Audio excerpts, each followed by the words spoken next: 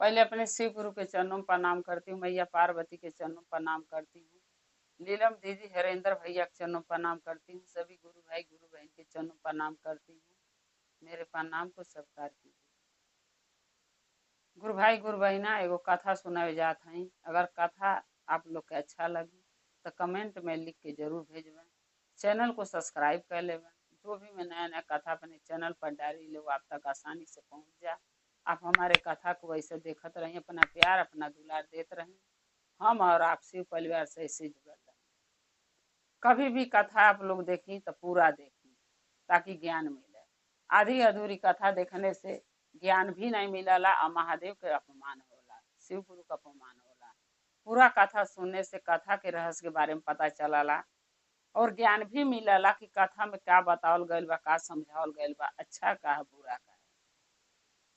जैसे हम आधी अधूरी बात केहू के सुन लेला इंसान और कान में जब सुना दे देला केहू के बात तो बिक हो जाला कि भाई हमारे बारे में बोला कि और वह पूरा बात जब सुनी ले ये तो वो आदमी से जाके पूछ ले हमारा नाव कहे ले हलू है तो बता दे जब पूरा बात ये आदमी सुन लेला तो उस जो कष्ट होला मन में सोच के आधी बात उनाई हुई तब समझ में आ जाई कि हमारे बारे में जो नाव लिहली है तो कुछ अच्छा बोले खातिर आधा बात सुनने में ही होता हमारा बुराई करती है।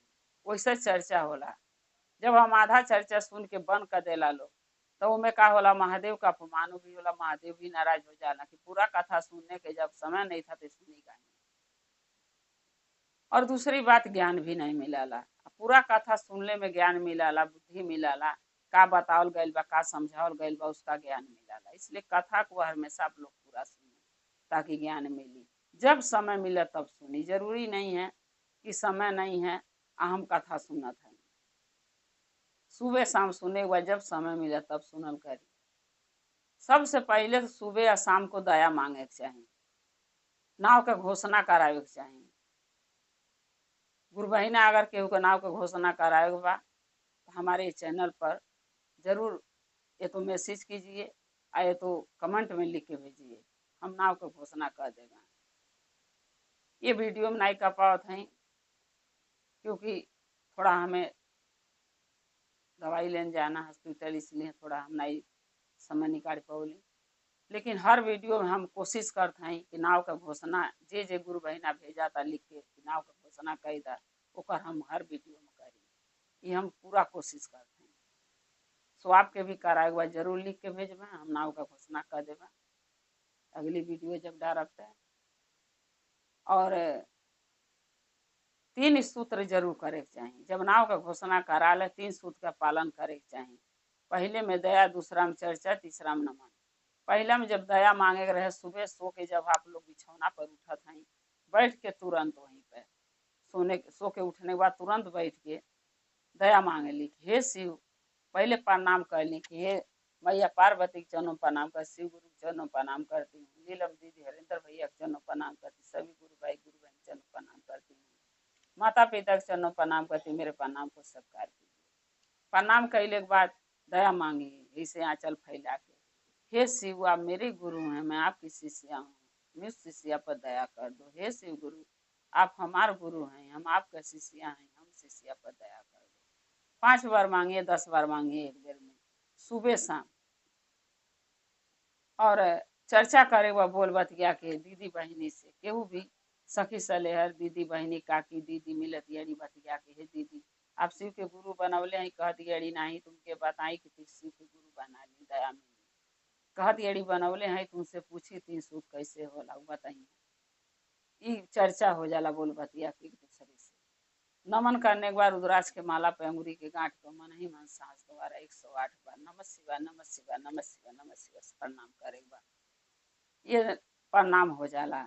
चाहे अंगुरी के गांठ पर कीजिए नमः शिवाय नमः शिवाय, चाहे रुद्राक्ष के माला पर। अगर आपके नहीं आवता तो आप वीडियो में लिख के कमेंट में लिख के भेजिएगा, हम जरूर बता देंगे कैसे कल जाला। ये सुबह शाम दया 3 सूत्र का पालन करना, दया मांगे के बाद नमन चर्चा करे के बाद सुबह उठ के बिछौना पर और शाम को सोने से पहले। शाम को 10 बजे सोइए, 11 बजे सोइए, 11:30 सोइए, 12 बजे से पहले जब भी आप सोएं तो दया मांग के सोइए। इससे महादेव का दया मिला। बहना, इंसान जानवर हो चाहे इंसान हो, केहू हो, अगर महादेव के भक्ति भाव करे मन में बा, इंसान तो कह सकला, जानवर तो कह नहीं सकेला, लेकिन भक्ति भाव करे मन में बा, कहीं बैठ के चर्चा भजन कथा सुना था, तो महादेव जरूर दया करी। लेकिन वही इंसान कुछ दिन भक्ति भाव कई के और जब दूसरे के बातों में आके और दूसरे गलत आदमी के, गलत इंसान के, जानवर के चाहे इंसान के गलत संगत, जब जानवर हो चाहे इंसान जब गलत संगत में लग जाता है तो वो अपने बर्बाद कर बैठा। ऐसे ही कहानी है एक हंस का और एक कौवे का। है तो जानवर, लेकिन देखिए हंस कितना होशियार था, बुद्धिमान था रहल, लेकिन फिर भी कौवे के बातें में आके और उसके दोस्त बना लिया, और उसके दोस्ती में देखिए, दोस्ती के कारण कौवे के बातों में आकर दोस्त बनाया, कौवे के कारण वो हंस की मौत हो गई। ये कथा बहुत अच्छा है तो पंछियों का कथा, जानवरों का, लेकिन बहुत अच्छा कथा है, शुरू से अंत तक देखो सभी। और अगर आपको अच्छा लगे तो कमेंट में लिख के जरूर देगा, कथा बहुत बढ़िया है। एक पेड़ के नीचे बहुत सारे हंस बैठे हुए थे, बैठल रहना, बहुत सारे हंस बैठल रहना। उसी पेड़ के ऊपर एक कौआ रहत रहे। वो कौआ अकेले था, कहाँ से सब कौए उसके संगत छूट गए, अकेले था। तो कौआ जो है कि जब हंस के देखला नीचे बैठल पेड़ के, तो कौआ सोचे लागल कि हमहू चलतानी और यही उनके साथे अपन संगत कर लेतानी, दोस्ती कर लेतानी। कौआ जो है हंस के बीच में आके बैठ गई। अब बहुत सारे हंस हैं बीच में कौआ। हंस जो थे रहना सब, वो महादेव के बहुत भक्ति भाव सुनत रहना। उनके लिए महादेव के दिल में, हंस के दिल में महादेव के लिए बहुत करुणा और प्यार था। कहीं चर्चा भजन भागवत होकर तो हंस सब जाके बैठ के जरूर सुना। वही कौआ जो था वो मांस मछली खाए वाला रहे, वो कौआ के ये सब चीज से, भक्ति भाव से बहुत दूर रहे।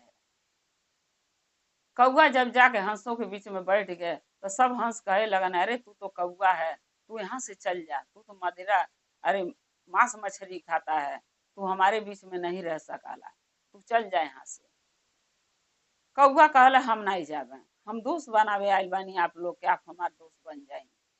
हंस कहला सब, ये कौआ के अगर हम दोस्त बनावत हई तो हमरो जो जीवन नरक बन जाई, काहे से हमन के मोती खाए वाला हई और ही मांस खाए वाला है, सो ऐसे दोस्ती हमन के कैसे कल जाई। सब हंस सोचे लगा ना कौआ नहीं भागता, नहीं कौआ जा रहा है यहाँ से, तो चला हमन लोगन चल जाता है यहाँ से। सारा हंस जो का कही ना कि चल गई ना, वहां से उड़ के हट गई ना। लेकिन एक हंस वहीं बैठल रह गए, उनाई गई कौआ के छोड़ के। उ सोचे लगल कि अगर ये दोस्त बनावे आयल बा तो हमें भी आगे हाथ बढ़ा के एक दोस्त बने के चाहिए, क्योंकि बहुत अकेला लग रहा है, बहुत अकेला महसूस करता है। एक दोस्त बन जाएंगे तो एक दूसरे के साथ रह के एहू के जिंदगी पार घाट लग जाएगी। हंस तो बढ़िया सोचल कौआ के बारे में, लेकिन कौआ कहते हैं जब बुरे इंसान के संगत करोगे तो बुरे बनोगे। तो वैसा कौआ के हंस के बात हो गए। हंस कौआ लगल बोले कि सब हंस चल गई ना, तू काहे रह गया। तब हंस बोला था, जो एक हंस रह गया था वहां पे, वो बोला था कि सब नाई दोस्त बनावल, हम तो के अपन दोस्त बनावल चाहतानी, तुहर दुख या सुख में साथ रहल चाहतानी, ऐसे हम नहीं गईली। कौआ कहला बहुत अच्छी बात है, हम एक दूसरे के दोस्त बन जाएंगे, बन जाई, एक दूसरे की सहायता कर जाएगी। अब हंस और कौआ दोनों दोस्त बन गई ना। कौआ के जो है कि भूख लग गई। कुछ देर के बाद कौआ हंस से कहा था कि हे हंस, हमरे बहुत तेज भूख लग गई बा, कुछ देता तो हम खा लेती।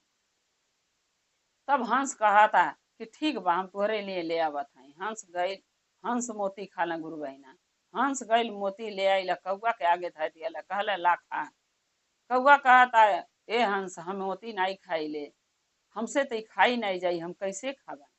हंस कहला कि अरे खा के तो देखा, हमन तो मोतिया खाई ले, सो मोतिया हमारे लगे बात तुमके और कुछ हम कहाँ से देंगे।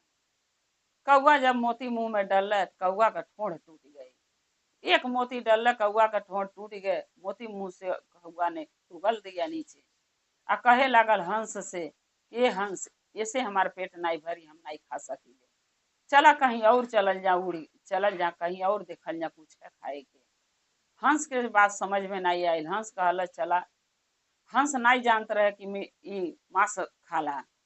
वो हंस बहुत भोला रहल, महादेव के भक्त रहल, महादेव के बहुत पूजा आराधना सुनत रहे। हंस के समझ में नहीं आयल कि का खाए कहता। हंस कौआ के साथे उड़ के चल गए शमशान में। कौआ हंस के लेके शमशान चली गए। वो शमशान में बहुत से लाश जरती रहली। हंस लगल पूछे कौआ से कि का जराता। कौआ बोलल कि ये लाश जराता। हंस कहला चला यहाँ से उड़ चला। कौआ कहला नहीं रुक जा, बस चलल जाई। कौआ का कैले वहीं बैठ गए पेड़ पर। हंस कहता ना ए कौआ, हमरे भूख, अब हमरे भी भूख लग गई बा, कुछ मिली खाए के। कौआ कहला काहे नहीं मिली, शमशान में आके खाए भोजन न मिले, ई कैसे हो सकाला। अब हंस बहुत सोच में पड़ गए कि शमशान में कौन सा भोजन मिली। लेकिन हंस कौआ से पूछ नहीं पौला। हंस उड़ के गई और एक लाश जरत रहे, वो में से मांस का एक टुकड़ा उठा के ले आई और हंस के दे दिया पेड़ पर। बोला हंस इसको खा लो। हंस कहला कि नहीं कौआ, हम मोती खाते हैं, खाई ले, और ये मांस खाना हम लोगों के काम नहीं है, हम मांस नहीं खा सकेले। हंस कहता, अरे कौआ कहता नहीं हम तो मांस ही खाई ले, सो तुम्हें भी खाना पड़ी। तो हंस कहला कि नहीं कुछ भी हो जा, हम अपना धर्म नष्ट नहीं करब, हम महादेव को भजन भाव सुनी ले, हम महादेव के निराश नहीं करब अपना धर्म नष्ट करके, सो हम नहीं खाए। अब कौआ में हंस में दोनों में बहसबाजी होके लागल वही पेड़ पे। और कौआ जो है वो हंस के पाँव में जबरदस्ती से वो मांस पकड़ा दिया, थमा दिया। अब हंस का कैले वो मांस को नीचे फेंक दिया गुस्सा में पैर से। मांस के जब नीचे कौआ हंस फेंक दिया, वह राय धई के रोट रहे। राय धई के एक राजा का बेटा घोड़ा पर सवार होके शिकार के जाते रहे। शिकार के जाते रहे, जब वो मांस हंस घोड़े से फेंकल तो जाके वो राजा के बेटा के ऊपर पीठ पर वो मांस गिर गई, मांस का टुकड़ा। राजा का बेटा जब घूम के देखा तो मांस का टुकड़ा था नीचे ढिमला गया। राजा का बेटा बहुत गुस्सा हो गए और चारों ओर देखे लगल कि मांस कौन फेंकल है, ओके हम नहीं छोड़। राजा का बेटा का कैले कि तीर इतना देख के देखलस कि एक हंस एक कौआ बैठल बाना पेड़ पर। राजा का बेटा सोचे लगल कि हंस तो मोती खाला, हंस तो मांस हमारे ऊपर गिरा नहीं सकाला, ये कौआ का काम है, कहीं से कौआ मांस खा लें, ये कौआ का काम है, कौआ जो है ये मांस हमारे ऊपर गिरौला से। राजा का बेटा तीर चलाया कौआ के मारे के और तीर जाके हंस के लग गए। कौआ उड़ के भाग गई और हंस नीचे गिर गई चिल्ला चिल्ला। जब नीचे गिरल, राजा का बेटा अपने घोड़ा से उतर के हंस के उठौल और उठा के पूछे लगल कि तू कैसे यहाँ बैठल लाला कौआ के साथ, हम तो कौआ के मारे के तीर चलौनी, आज लग गई तो हमके माफ कर दा। तब हंस कहता न कि नहीं, ये में गलती तुहार नहीं बा, गलती हमार बा, हम गलत इंसान के संगत पकड़ लेनी, यही से हम आज मारत हैं, हमके तू मरला है, आज हमार मौत हो जाई। तब राजा का बेटा लगना कहे कि कैसे गलत लोग का संगत, का तू कहल चाहता, मेरे समझ में नहीं आवता। तीर तो हम तो के मर ली हैं, तो तू कहता तुहार दोष नहीं बा, हम गलत संगत में रहनी, यही से हम मरत हैं, हमके मारल गए है, का बात है हमके खुल के बतावा। तब हंस कहता न मरले से पहले हम तो के बता देते हैं कि तू हमके नहीं मरला है, हमार कर्म हमके मरला से। कहीं से गलत लोग के जब संगत में इंसान रहे चाहे जानवर फंस जाई तो ओके मरे खाए के नहीं दिन, क्योंकि गलत लोग तो बच के भाग जाला, लेकिन अच्छा लोग फंस के मर जाला, जो हमारे साथ भी है वही। हंस कहता ना सही से बतावा का बात है। राजा का बेटा कहना सही से बतावा हंस का बात है। तब हंस कहता कि एक कौआ हम हंस के बीच में आके बैठ गई रहल और कौआ के हमन के भगवनी नहीं भागल, सब हंस उड़ के चल गई ना। हम सोचे लगनी कि वो कौआ अकेले बा, ओकरे साथ रहब तो ओकर थोड़ा सा सहायता मिल जाई, हम उसे दोस्ती कैनी और हमके पेड़ पर ले आई है। माँ हमारे भूख लागल, खाए मंगलिया, माँ से लेके गए खाए के, हमारे पैर में अपने पैर से चोंच से थमा दिया, हमारे गुस्सा लागल है, काहे से हम महादेव का भक्त हैं, उनका भजन भाव सुनी ले, कौन सा कर्म में चुकल रहनी कि हंस का जन्म पौली, अब भजन भाव सुन के हम इंसानी रूप में जन्म पावल चाहत हैं। सो ये हमके भरभ्रष्ट कल चाहत रहा है, हमके हमार जिंदगी नरक बनावल चाहत रहा है, यही से हम मांस के नीचे ढकेल दिए अपने पैर से। सो तुहरे ऊपर गिर गई है, आ तुहके लागल है कि कौआ मांस के गिरवला से, तू कौआ के ऊपर बाढ़ छोड़ला है, कौआ तो उड़ गई है, ओके नहीं लागल है, बाढ़ हमें आके लाग गई है, काहे से गलती हमार रहा, कौए की गलती नहीं रहा।